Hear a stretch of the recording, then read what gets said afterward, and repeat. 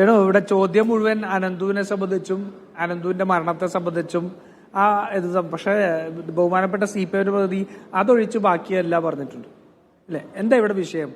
ഇവിടെ വിഷയം ഈ കുട്ടി മരണപ്പെടുന്ന സാഹചര്യത്തിന് ഒഴിവാക്കിയ കേബിള്, ആ കേബിള് ഞങ്ങൾ ഇന്ന് അവരുടെ വീട്ടിൽ പോയിരുന്നതാണ്. ആ കേബിള് 2 ആഴ്ചയോളമായിട്ട് അവിടെ അത്തരത്തിൽ കണ്ട് നാട്ടുകാർ KSEB അറിയിച്ചിരുന്നു.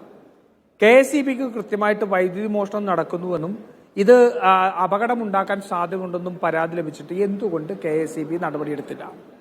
KSEB നടപടിയെടുക്കാത്തതിന്റെ ഒരു പശ്ചാത്തലം കൂടി നമ്മൾ നോക്കണം. മെയ് 26-നാണ് ഇതിന് സമീപത്ത് മറ്റൊരാൾ ഇതേ രീതിയിൽ കൊല്ലപ്പെട്ടത് ഇല്ലേ.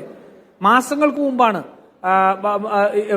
ഒരു ചെത്തുതൊഴിലാളി, ഒരാള് തെങ്ങുകയറ്റ തൊഴിലാളി ഇതേ രീതിയിൽ പന്നിക്കൂട് നിന്ന് വൈദ്യുതാഘാതം മരണപ്പെടുന്നത്. അപ്പോൾ കൃത്യമായിട്ട് സാധാരണ ജനങ്ങൾക്ക് ചെയ്യാൻ കഴിയുന്നത് ഇത്തരം സാഹചര്യം ഉണ്ടാകുമ്പോൾ അധികൃതരെ അറിയിക്കാനാണ്.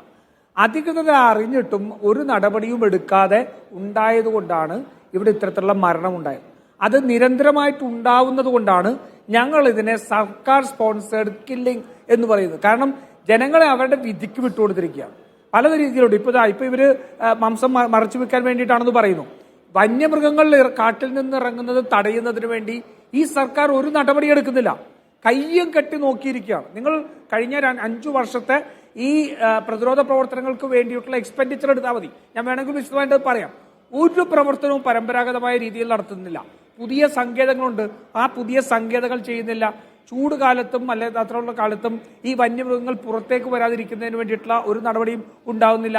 അങ്ങനെ വരുമ്പോൾ ജനങ്ങൾ എന്ത് ചെയ്യുന്നു? അവരുടെ കൃഷി സംരക്ഷിക്കാൻ, അവരുടെ ജീവൻ സംരക്ഷിക്കാൻ അവർ സ്വയം പ്രതിരോധത്തിലേക്ക് പോവുകയാണ്. രാജു, പക്ഷേ ഈ വഴിക്കടവിലെ സംഭവം ഇത് രണ്ടിനും ബാധകമായതാണോ? കൃഷി നശിപ്പിക്കുന്നത് തടയാനുള്ള ഭാഗമായിട്ടായിരുന്നോ? വന്യമൃഗ ശല്യത്തിനെതിരെയുള്ളതായിരുന്നു? അതുകൊണ്ടാണല്ലോ